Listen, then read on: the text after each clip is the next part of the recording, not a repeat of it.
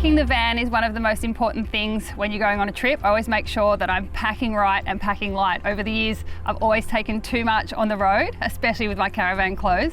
So I have refined it down to just taking what we need. I always start with a list. I'll note down in my phone the things that we need to take.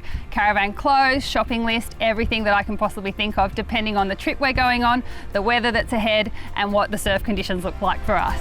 To make it easy, we've got van clothes that stay in the van so that we can literally jump in, hitch on and go is one of the most important things I think I've learnt over the years.